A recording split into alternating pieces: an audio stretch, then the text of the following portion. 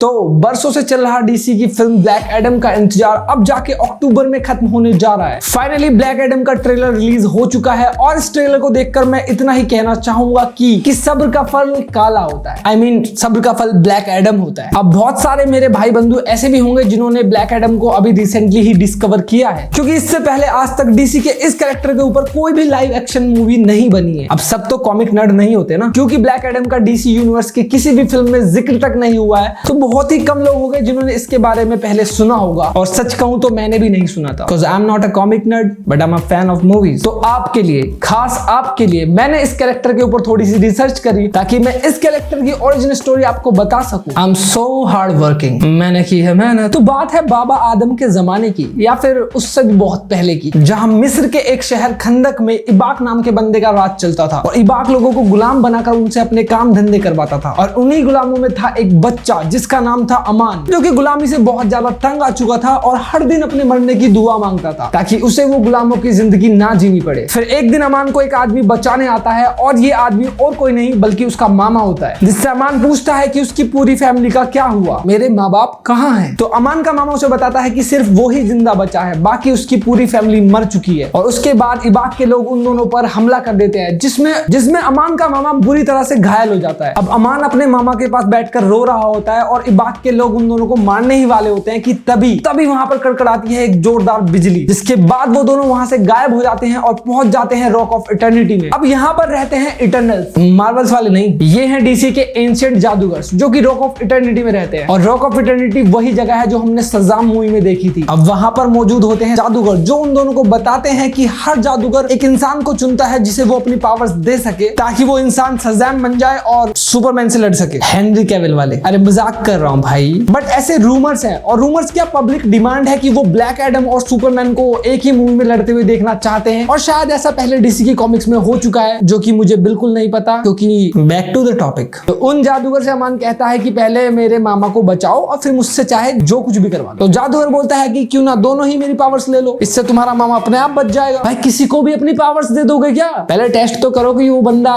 योग्य कैंडिडेट है भी या नहीं। तो फिर दोनों मामा भांजा जादूगर की छड़ी पकड़ते हैं और बोलते हैं आब्राकाडाब्रा, आई मीन सज़ैम। और फिर उन दोनों में आ जाती है सज़ैम की पावर्स और उसके बाद वो दोनों पहुंच जाते हैं वापस खंदक शहर। फिर अमान का मामा कहता है कि वो इबाक से अपने परिवार का बदला लेगा और सबको पेल मारेगा। तो अमान अपने मामा को रोकता है कि इससे तो और भी ज्यादा खून खराबा होगा और मैं ये सब नहीं चाहता, मैं इन पावर्स का इस्तेमाल शांति के लिए करना चाहता हूँ। पीस। अमान का मामा अमान को बहुत समझाता है कि वो उसका साथ दे ताकि वो खंदक शहर को इबाक के जुल्म से आजाद कर सके, लेकिन अमान इंसानों को मारकर पीस नहीं लाना चाहता। तुम्हारे उसूल, तुम्हारे आदर्श।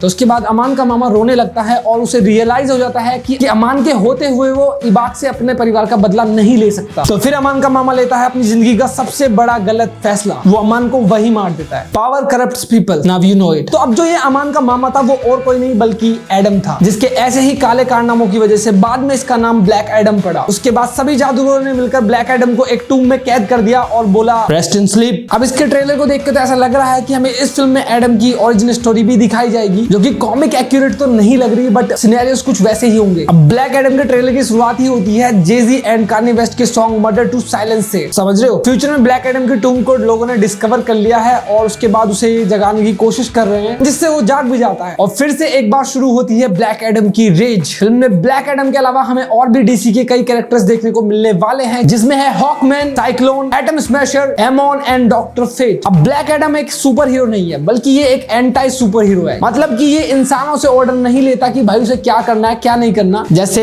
एमसीयू में निक फ्यूरी सबको ऑर्डर देता है, भाई को जो सही लगता है वही करता है। अब उसमें कोई बंदा मरता है तो मर जाए। अब ब्लैक एडम के पास वो सारी सुपर पावर्स है जो कि सज़ाम के पास है, और शायद उनसे एक दो ज्यादा ही, क्योंकि ये टेलीपोर्ट भी हो सकता है, या फिर ये इसकी सुपर स्पीड है जिसको हम इंसानों की आंखें देख नहीं पाई। आपकी आंखें तेज है तो मुझे कमेंट में बताओ तुम्हें क्या लगा, आंखों का टेस्ट ही समझ लो। अब डीसी कॉमिक्स में ब्लैक एडम सज़ाम का बहुत बड़ा दुश्मन है, तो शायद हमें सज़ाम के सीक्वल्स में ब्लैक एडम देखने को भी मिले। सज़ाम के तो फिल्म का ट्रेलर तो काफी दमदार लग रहा है, डीसीयू को रिबूट से बचाने की एक और कोशिश। ये फिल्म 21 अक्टूबर को वर्ल्ड वाइड रिलीज होगी थिएटर्स में, तो तब तक के लिए थोड़ा और इंतजार करो, क्योंकि सब्र का फल Black Adam. So like, comment and subscribe to Filmy Engineer अगर और भी मेरी ऐसी वीडियोस देखना चाहते हो। तो मिलते हैं नेक्स्ट वीडियो में, तब तक के लिए tata bye bye, see you.